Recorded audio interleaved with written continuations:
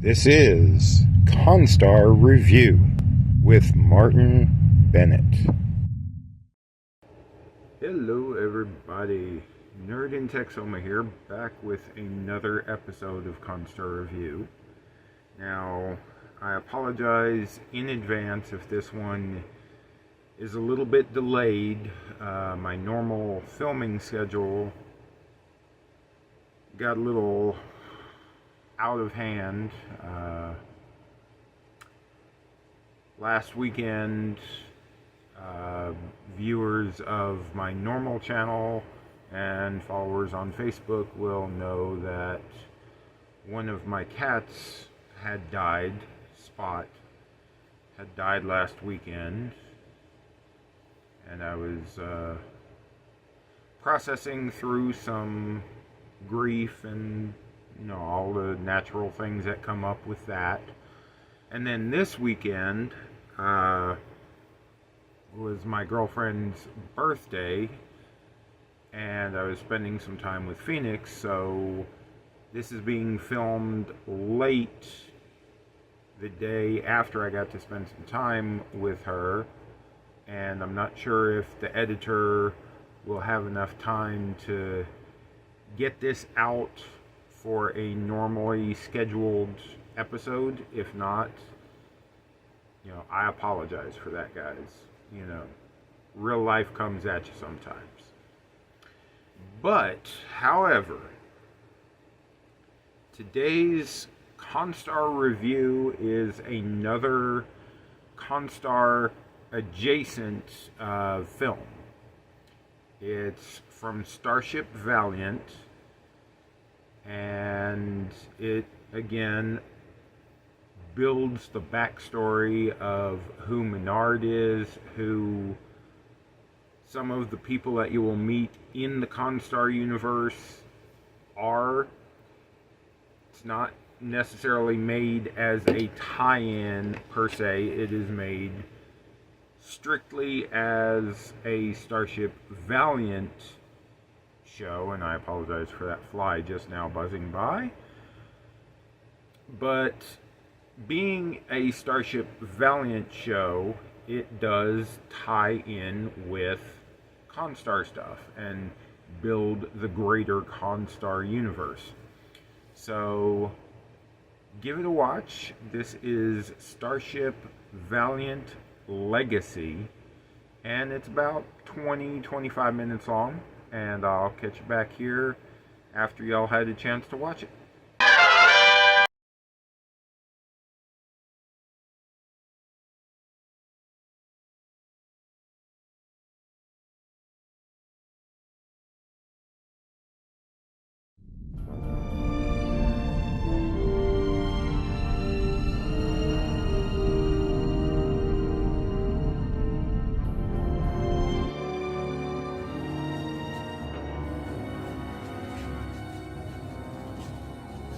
Easy, Jeff. I don't want to have to use restraints on you.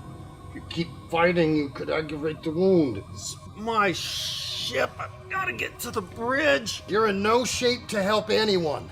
Bishop can take care of us. It's my ship. I should be there.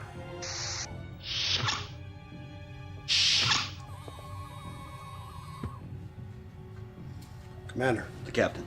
I've done all I can do. The power surge ruptured multiple arteries. The tissue regenerators are working, but I'm not sure if they'll be quick enough.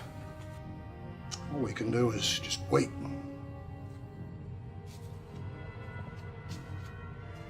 Jack.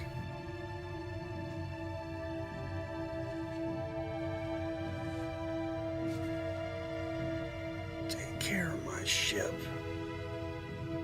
Don't worry, Captain. I'll get us home.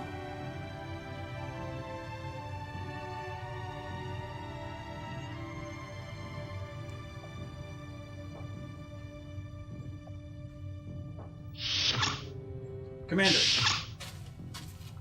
communications are out and half the systems in the ship are gone. Weapon systems are top priority. Understood, but the warp drive systems are gone, life support systems are failing, and like I said, half the systems on the ship don't work. The Sukalan have tasted blood. They won't stop now. Start with the weapon systems. Jack, I don't know if I can make this system work. With all due respect, the ship is lost. Abandoning ship may be our only... Abandoned ship? Hell no. We're not losing this ship, not while I'm in command. I don't care what you have to do, but keep her together. We're not going down without a fight. Dismissed, engineer. Aye, sir.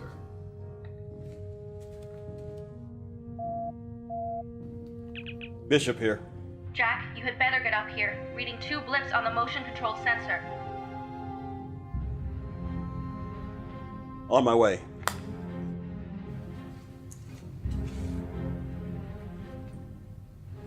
Doc. Take care of it. We'll keep him comfortable.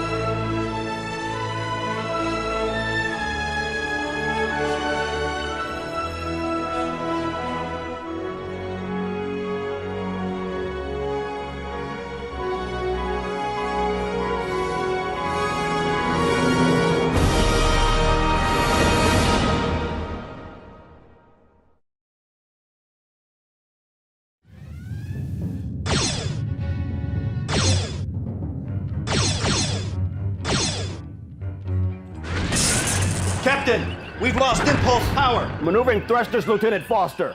Hold your course. Aye, sir. Engineering, Menard. I need impulse power now. Word from Dr. Floyd. The captain's dead. Captain, another Sukalon warship is closing in. They're firing. Cannon, I need weapons.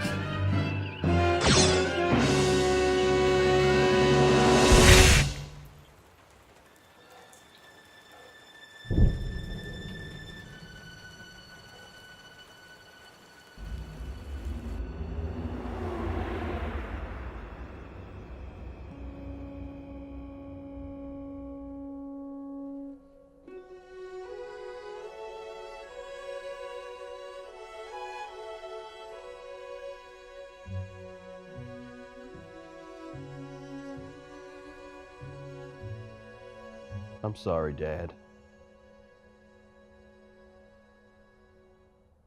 I should have been home.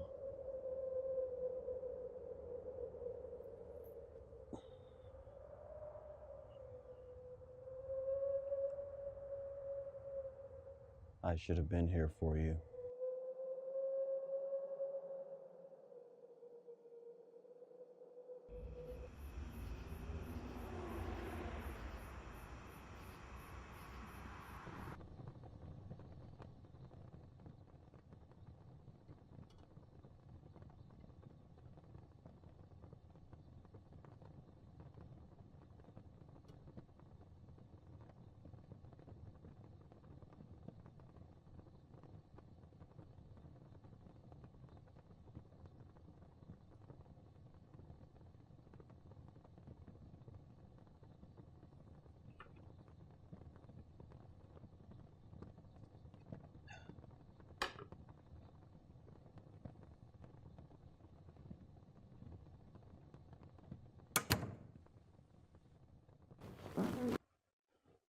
Abby.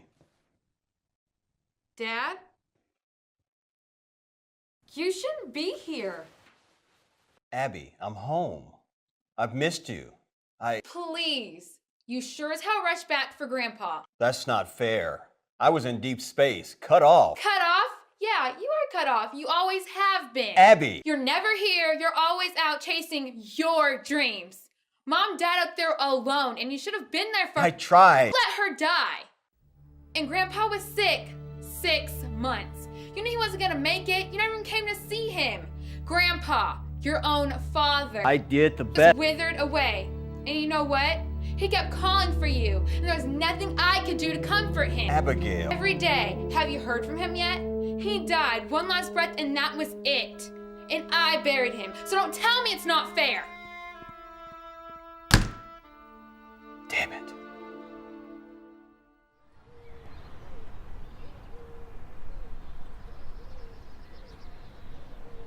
You've done some extraordinary work, Commander. It was my duty, Admiral. You underestimate the situation, Commander. If you had not pulled the Valiant through in a disaster situation, we would not have a peace treaty with the Sukalan Empire. You helped avert a major war. We lost a lot of good men and women, Admiral, including my captain. A very high cost. Jack, our duty is primarily exploration. We understand the risks being out there. Your crew made a selfless decision to act for the preservation of peace. The price of a few saved the lives of millions. Being an explorer and a former science officer, I don't like the reality of that happening, but it does. We have to face it in the best way possible, and you did just that. Commander, with that in mind, you are to report to the USS Valiant immediately. The ship is yours, Captain. Admiral, with all due respect, I don't think— Jack, more than anything, Starfleet needs experienced captains. Permission to speak freely, sir? Denied. But Admiral— Jack, what is it with you? I'm not sure I could do this now. This last mission has given me a lot of doubt about my capabilities.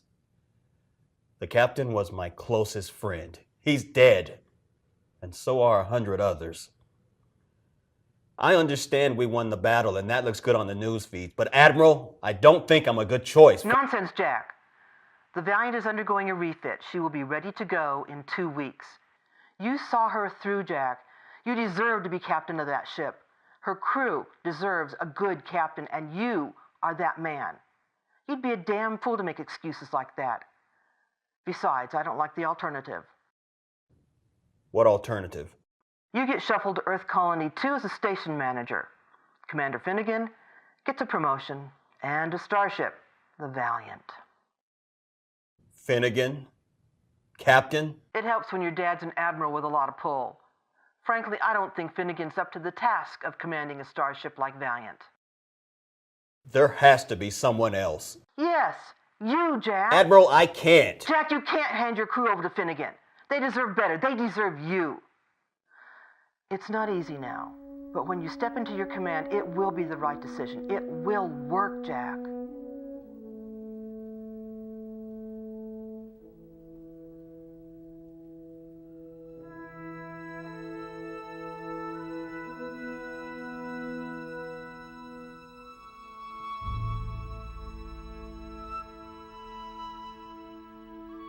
Very well. I accept, Admiral. Good. Jack, Yes, ma'am. you know your father would be proud. Yes, he would. Report to the Valiant immediately. Aye, sir.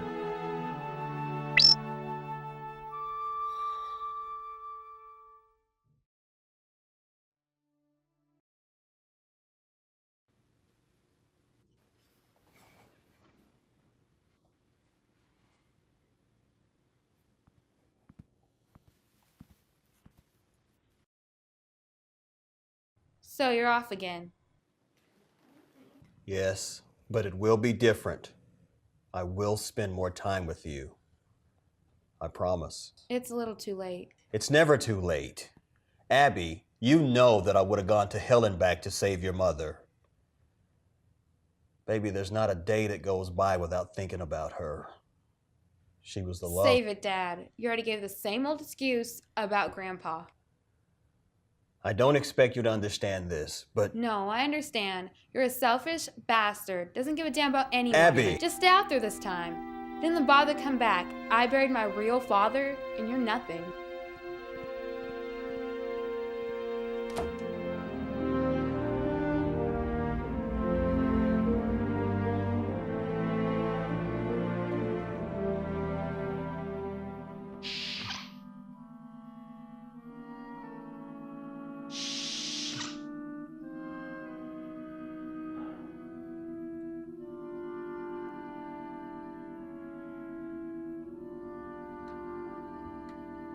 Ensign Torres, are you all right? I'm fine. I tried reaching you through Starfleet, but I was told you would be here. Is there something I can help you with, Ensign? I just came to say goodbye. They approved my request for transfer to the Ajax, and I just wanted to thank you for your recommendation. It was the least I could do. The Ajax is getting a fine officer. It's hard to believe this is the same ship. All those memories that we hold, good and bad. You have no choice but to move on. Her history is here. It's something that we'll always share. We have to honor the best part of her legacy. The crew that made her. Our friends.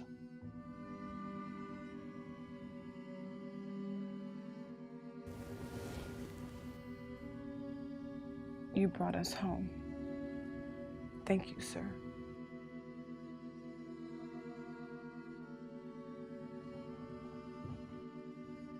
Ensign Torres. Yes, sir. I'm sorry about Lieutenant Taylor. He was a good man. Yes, sir, he was. So close to getting married. It's been an honor serving with you, sir.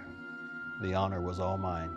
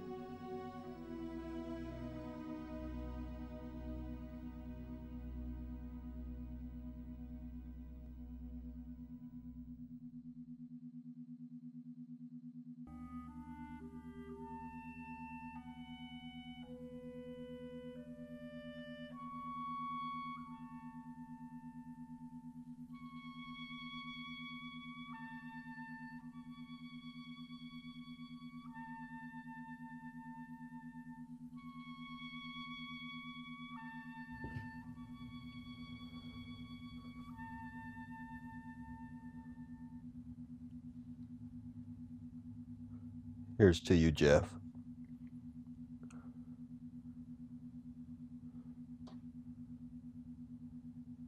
And all those hands that fell.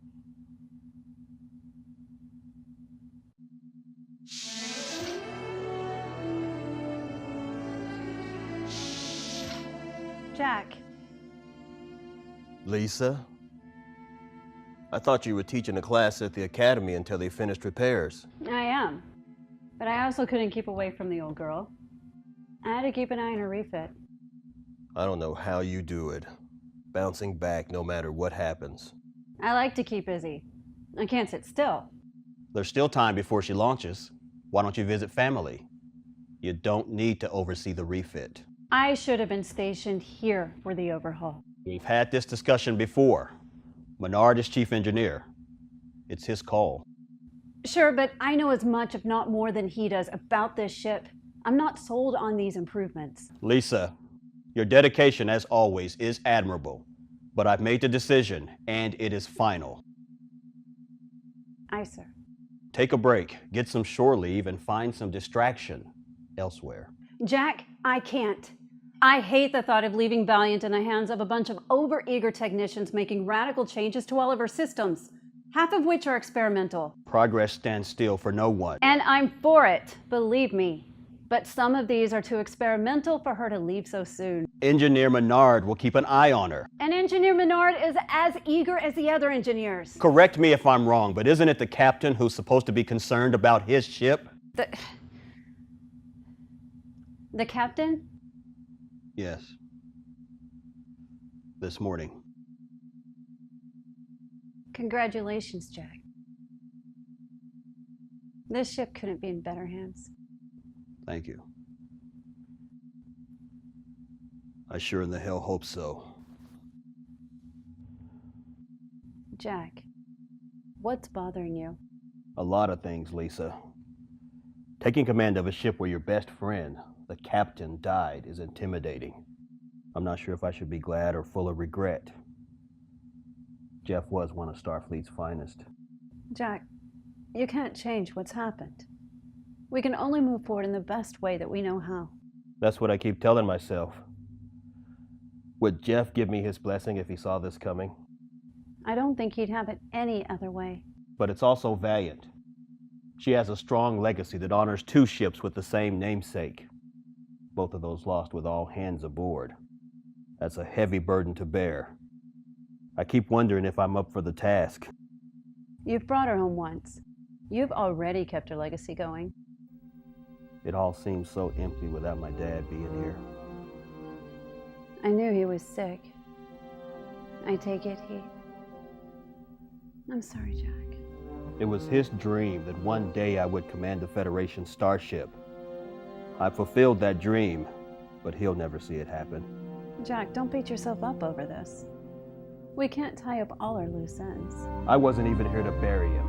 Abby took the brunt of it all. My 14-year-old daughter, Lisa. I couldn't be here for both of them.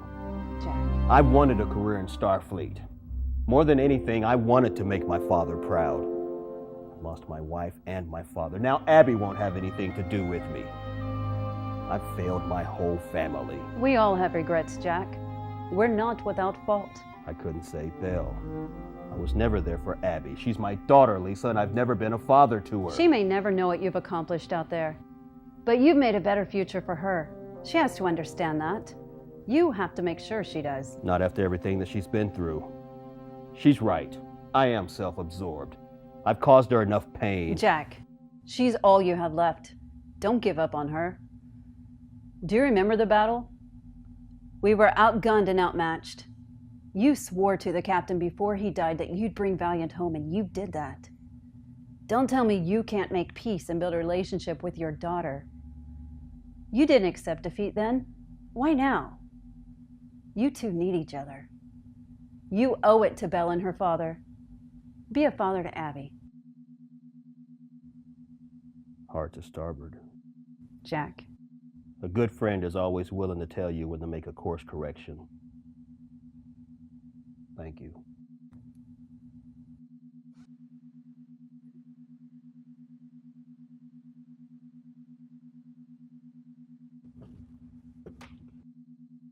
Out so soon. I have to put the advice of my first officer to action. That is, if she's willing to take the job. Absolutely. Good. Check the duty roster. Let's get our crew space ready again. Consider it done, Captain.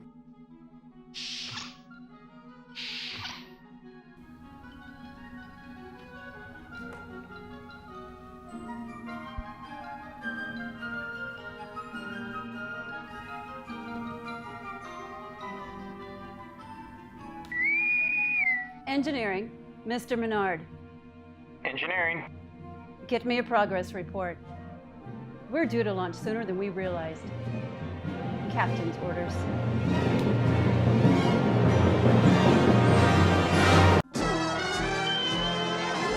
Alright, everybody, thanks for joining me back after y'all have had a chance to watch the episode.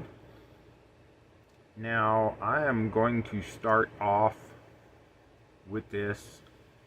It's not a slight against anybody else in any fan film of any sort, but my gosh, in my opinion, Michael King, in every scene he's in, no matter what fan film it is, if he's, in Valiant, or if he's doing a guest spot in another fan film, man, he just nails it out of the park every time.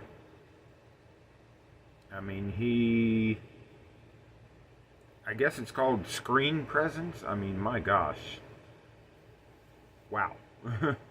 He has a command of being able from switching gears from, being the hard nose, okay, get it done, it's got to get done now, authority figure, to the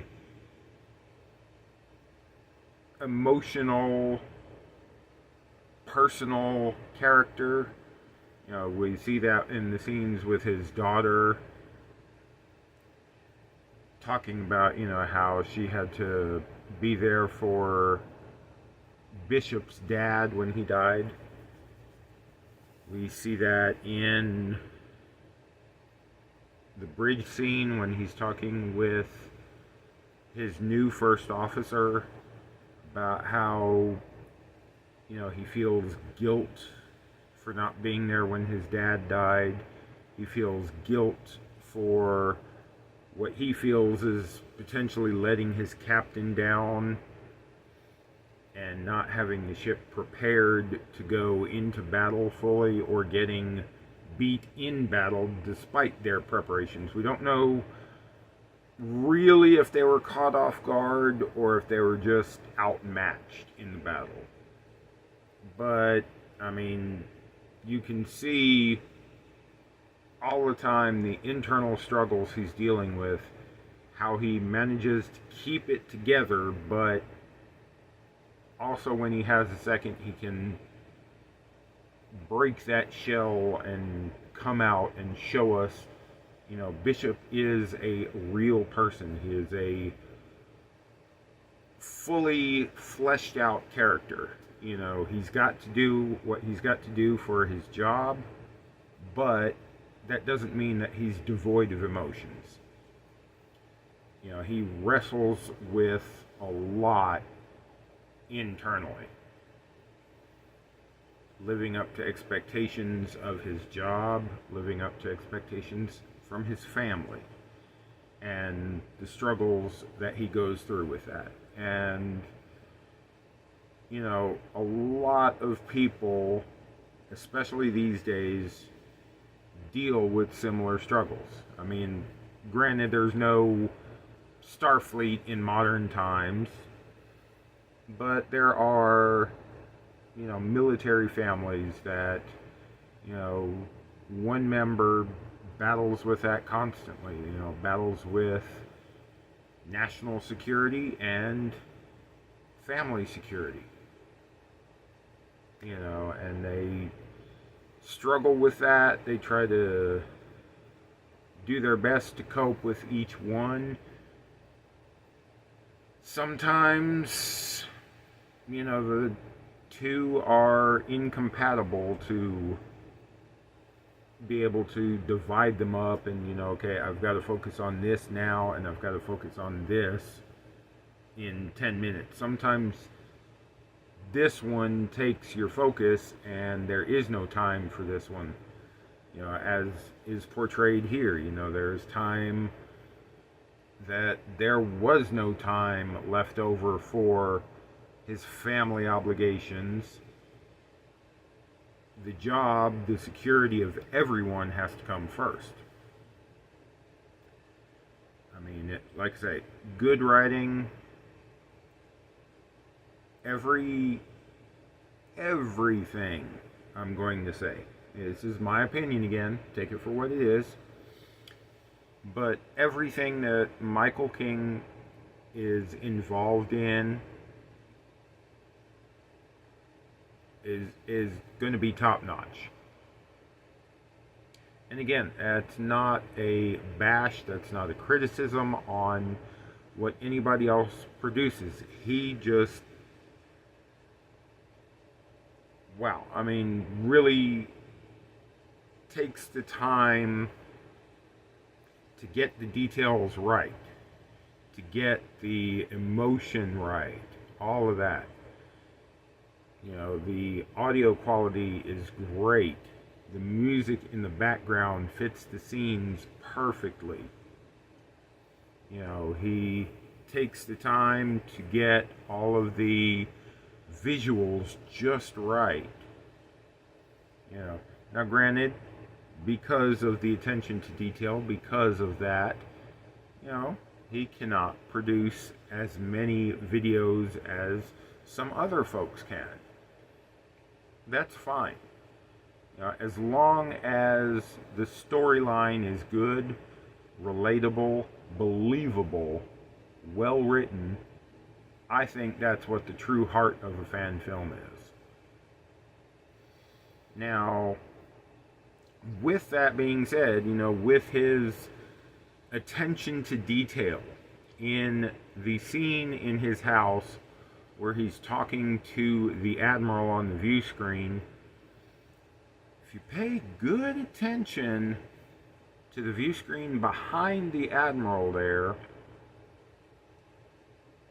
you'll see some different shuttles flying around and some different ships in the background behind the Admiral. There's the classic original series shuttlecraft. There's the, I think it's called the Type 5 or so, as seen in the later Star Trek movies. I'm talking the original series movies, so up through Undiscovered Country. It was a redress of the Next Gen shuttlecraft. You'll see some, I believe it's the Vulcan shuttle, the one that's kind of like the, I'm gonna get hate for this, but the Cybertruck in the front end with the long nacelles in the back. I know, sorry. Best way to describe it at the moment. You know, some people might not like the Cybertruck or the Tesla or whatever. We're not here for that. We're here for the fan films. But, you know, that Vulcan type shuttle. And then in one scene, I could be wrong, but I don't think so. It was on this side, near the top of the screen. There was, to me, what looked like a DY-100 vessel. Now, some of y'all immediately picked up on that. Some of y'all, you know, might not have known what the heck is DY-100. That is the type of space vessel that Khan stole and was later found on in deep space. Whether it was a DY-100, whether it wasn't, I don't know, but it looks very similar to one. And in my opinion, I love little Easter eggs like that. You know, that the fan films, depending on who they are, you know, they sneak in a line of this or a reference to that, or a shuttle flying by like that, or, you know, some greater, deeper Star Trek universe reference. I think it adds to it without being, you know, just smacking you in the face with it. The actual, sets of the Starship, great. Filmed at the former Starbase Studios in Oklahoma, which is sadly no longer around. It's been gone for a while. Sad to see it go, but glad to see that it lives on in the fan films that were filmed there. We still get to see a portion of the former glory of those sets. The sets of Bishop in his home, I mean, wow. It looks like what I would imagine someone's home would look like. Be it present day, be it in the future. The scenes outside at the graveyard. Again, outside of the church and everything. Wow. I mean, they look great. It sets the scene perfectly with the background images and everything that's going on. I think there's a little shuttle flyby at the cemetery.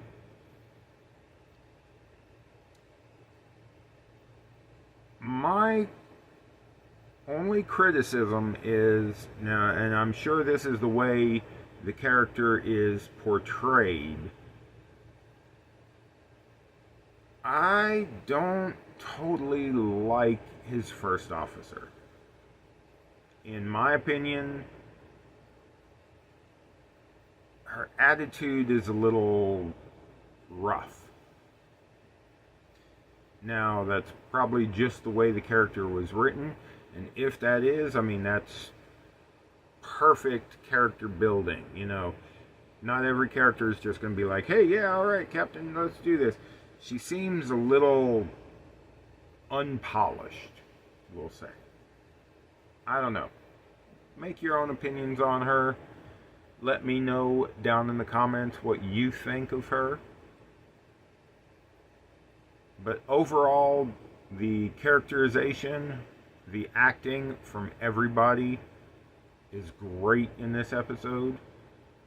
Like I say, it is a little bit longer, so, not one of those, watch it on break, you gotta be home, pay attention to it, give it some time. But I definitely think this is a solid episode in the greater Constar universe to set up and let you know a little bit more about characters you will see again. So, alright, this is Nerd in Texoma for Constar Reviews, and I will see you in the next episode.